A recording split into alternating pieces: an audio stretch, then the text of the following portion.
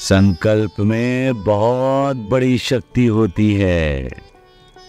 संकल्प यदि पवित्र हो, पावन हो और संकल्प लेने वाले की इच्छा शक्ति यदि प्रबल हो तो मालिक को भी झुकना पड़ता है।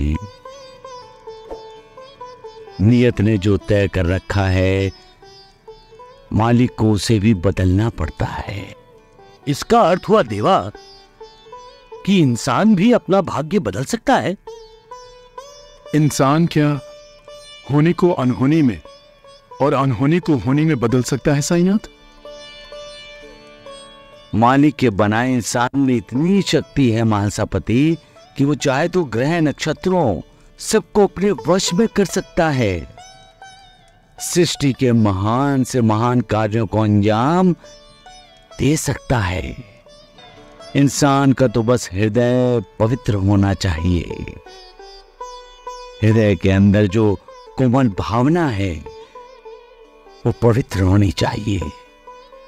इंसान के अंदर की भावना ही तय करती है कि उसके द्वारा लिया गया संकल्प कितना दृढ़ है। आज मैं तुम लोगों को एक कहानी सुनाता हूं। कहानी एक पत्नी के संकल्प की है। कहानी एक पत्नी के प्रेम की पराकाष्ठा की है। पत्नी का प्रेम यदि संकल्प बन जाए और वो संकल्प प्रेम की पराकाष्ठा बन जाए तो नियत को भी झुकना पड़ता है। सावित्री का विवाह सत्यवान से तय हुआ था। दोनों ने एक दूसरे को अपने मन से पति पत्नी मान लिया था। तभी एक ऋषि ने सत्यवान को देखकर सावित्री के पिता से कहा कि जिस पुरुष के साथ सावित्री का विवाह तय हुआ है वो विवाह का 1 साल भी पूरा नहीं करेगा और मर जाएगा। सावित्री के पिता ने सावित्री का विवाह सत्यवान से नहीं करने का फैसला लिया, परंतु सावित्री तैयार नहीं हुई। घर के सभी सावित्री के विरुद्ध हो गए, लेकिन सावित्री ने कहा वो विवाह करेगी तो सिर्फ सत्यवान से, क्योंकि सत्यवान ही उसका प्रेम और सत्यवान ही उसका पति था। सावित्री का दृढ़ संकल्प देखकर उसके पिता ने दोनों का विवाह करवा दिया। 1 साल जैसे ही पूर्ण होने को आया, मृत्यु यम बनके सत्यवान की आत्मा को ले जाने लगा। तब सावित्री की संकल्प शक्ति यम का पीछा करने लगी। यम परेशान हो गया और अंत में उसे मजबूर होकर सत्यवान की आत्मा को सत्यवान के शरीर में वापस छोड़ना पड़ा। पति पत्नी का तप, उसकी तपस्या यदि प्रबल हो तो एक के मार्ग में आने वाली बाधाओं को तोड़ सकते हैं। वो सब कुछ प्राप्त कर सकते हैं जो वो चाहते हैं। रास्ते में आने वाली यम रूपी बाधा टिक नहीं पाएगी। सबका मालिक एक।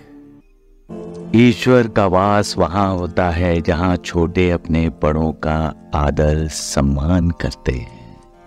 जिस परिवार के सदस्य आपस में मिलकर रहते हैं, एक दूसरे की खुशी का ध्यान रखते हैं, आपस में झगड़ते नहीं, एक दूसरे से प्यार करते हैं, एक दूसरे की इज्जत करते हैं, उस परिवार पर ईश्वर की विशेष कृपा रहती है।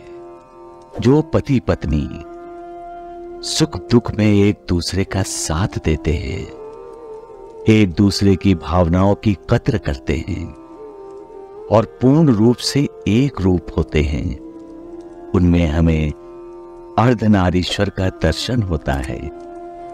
और जहां एक रूपता नहीं है वहां असंतोष, आसक्ति का प्रभाव बढ़ता रहता है। याद रहे, संतोष वहां नहीं है जहां लोभ है। भक्ति वहां नहीं है जहां आसक्ति है, समर्पण वहां नहीं है जहां अहंकार है। ये अहंकार जो है बहुत शक्तिशाली है, पति और पत्नी के बीच दीवार खड़ी कर देता है, दोस्तों के दिलों में एक दूसरे के लिए कड़वाहट भर देता है। जो अहंकार को जीत लेता है वो ईश्वर का सबसे प्रिय भक्त बन जाता है। सबका मालिक एक है। इंसान गलतियों का पुतला है, फिर भी उसे अपनी गलतियां सुधारने का मौका मालिक उसे देता है और बार बार देता है। अगर इंसान इस मौके का फायदा उठाकर अपनी गलतियां नहीं सुधारता और अन्याय और अत्याचार करता ही रहता है, तो मालिक की लाठी बिना किसी आवाज के उस पर पड़ती है।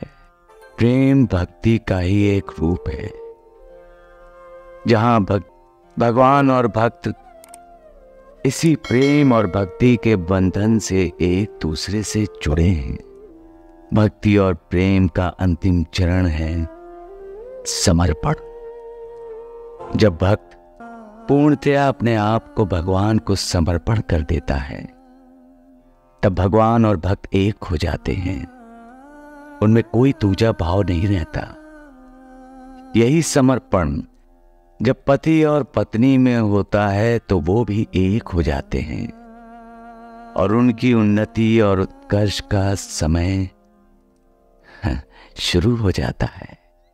जो भूखे प्यासों को, बेजुबान जानवरों पर करुणा करता है, उस पर भगवान की करुणा होती है। सबका मालिक एक है।